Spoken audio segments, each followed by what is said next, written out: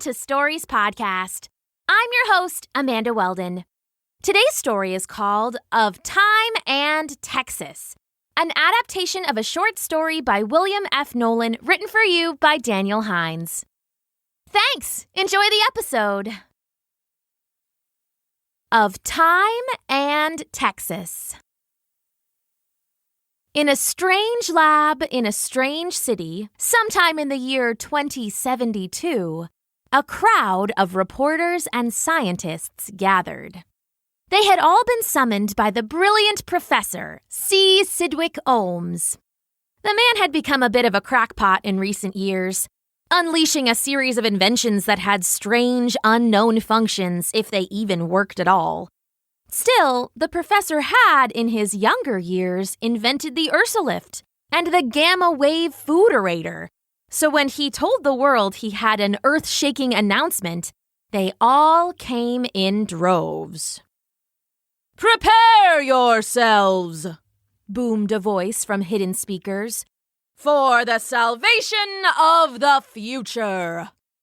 The crowd looked around and saw only an empty lab. One flat wall covered by a dramatic burgundy curtain, like you might drape across a stage. Professor Cydwick Ohms, ever the showman, descended from the ceiling, riding a drone like a skateboard. The crowd applauded politely, but rolled their eyes. Personal drones were old news in 2072. "In one fell swoop," declared Professor Cydwick Ohms, stepping onto the scuffed laboratory floor, "I intend to solve the greatest problem facing humankind today. I speak, of course, about space." The crowd muttered again, confused. "Space?" asked an old scientist. "But we've mastered space travel as far as light speed will go." "Not space as in the stars. Space as in room on Earth. We all know the planet is dangerously close to overpopulation.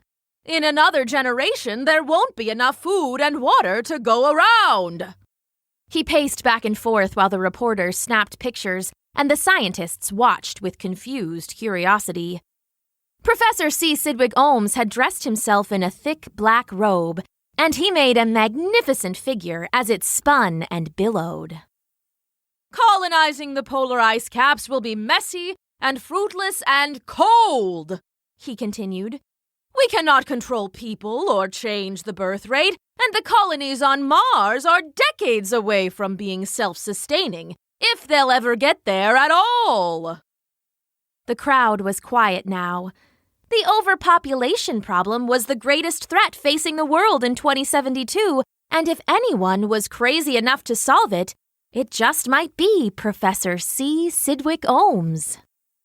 "Distinguished guests and members of the media," he said to a small scattered laughter, "there is but one answer, and I have it now." Grumbling and grousing started. The professor had strung out the crowd too long, and they were getting tired of his showmanship. "What's your plan?" shouted a young reporter. "You gonna snap half of us into dust?" A few more scattered laughs, the professor included. "Pish posh," he said. "The answer is time." "Time?" someone asked, genuinely confused. "Time! Time in all its infinite glory. Time is a rushing river, and I have plunged my hands into the waters and pulled out a gleaming salmon of truth." "It's a fish?" asked a scientist. "It's a metaphor," snapped Professor Cydwick Ohms. "But time is indeed the solution. Behold the salvation of Earth." With a dramatic flourish, he grabbed the burgundy stage curtain and gave it a sharp tug. It cascaded to the floor in velvety waves, reviewing a tall structure of swirling, gleaming metal. In its center, a slanted archway was cut, showing the blank wall behind. What is it?" asked a reporter, holding out her microphone. "This is our salvation. I present to you the Professor C. Cydwick Ohms Time Door. He leaned into a journalist. That's the Professor C. Cydwick Ohms Time Door, all capitalized. Thank you. You've invented a time machine? One of the other scientists asked. What about a chromosurge dilemma? Not a time machine, never a time machine, the professor said, strutting back and forth in his flowing robe. Time machines are strictly fantasy. They are a story, a wild fancy. However, the professor stood by his shining metal wall, just to one side of the doorway.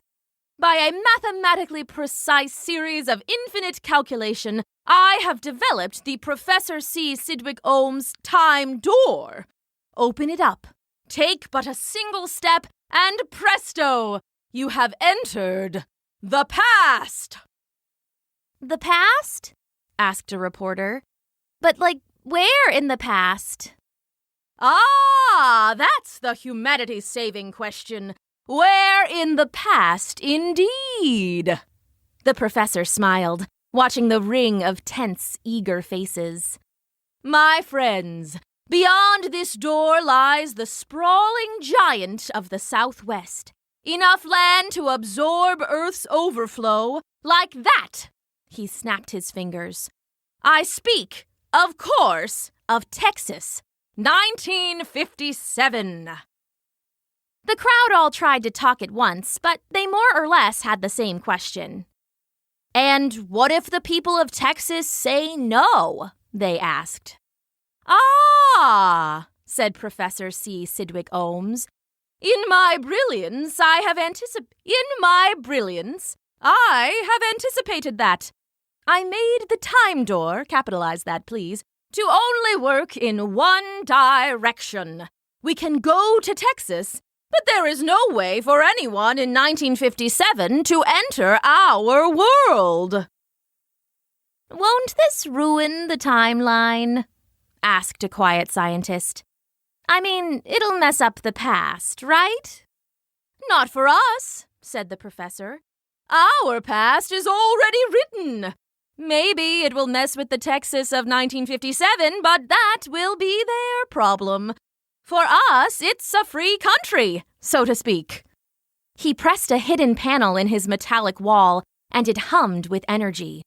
In the space of a few seconds, the empty doorway began to crackle and spit. And then, with a great resounding sizzle, a puddle of what looked like liquid electricity filled the space. It works! Someone shouted. Others backed away from the flashes and noise, only coming back once the door was stable and quiet once more, like a calm pool rippling in the wind. You can't do this, shouted the quiet scientist once more. It's unethical. It could cause untold damage to countless people. The time stream must be kept safe. I can and I will, said Professor C. Cydwick Ohms. Observe my ancient disguise. He threw off his robe, revealing a strange costume beneath. He had on black cowboy boots, highly polished and trimmed in silver. Over blue jeans, he wore wool chaps, a wide-studded belt with an immense buckle, and a brightly checkered shirt topped by a blazing red bandana. And, as a final touch, he pulled out a tall 10-gallon hat and sat it on his head at a cocky angle. Yee-haw! He shouted. This is madness, shouted the scientist. This is progress, shouted Professor C. Cydwick Ohms. If Texas doesn't like it, they'll just get used to it. Now, goodbye all, or to use the proper ancient saying, sayonara, hombres. The reporters and their photographers surged forward, notebooks and cameras at the ready. Ohms bowed from the waist, gave his 10-gallon hat a final tug, and took a single step forward into that strange and shimmering portal, and he did not disappear. Professor C. Cydwick Ohms stood there, blinking and confused. Then he fell to his knees and back against the mottled metal of the wall. "I failed," he moaned. "The Professor C. Cydwick Ohms Time Door is a botch." He buried his head in his trembling hands. The reporters and scientists, some chuckling, some shaking their heads, and some simply confused, filed slowly out of the lab. Suddenly, the professor raised his head. "Listen!" he warned. A slow rumbling, muted with distance, was coming from the swirling surface of the time door. Faint yips and whoopings were distinct above the rumble. The sounds grew steadily, louder and impossibly louder, to 1,000 beating drums, to a rolling sea of thunder. Shrieking, the reporters and photographers scattered for the stairs. "It works after all!" shouted Professor C. Cydwick Ohms. "Oh, I've just installed it backwards!" But his shout was drowned out by the 3,000 rampaging Texas bulls stampeding their way through the laboratory. They smashed apart the time door, capitalized please, and smashed apart the lab and nearly smashed apart Professor C. Cydwick Ohms in the process. And that was the first and the last time door to ever be invented. The end.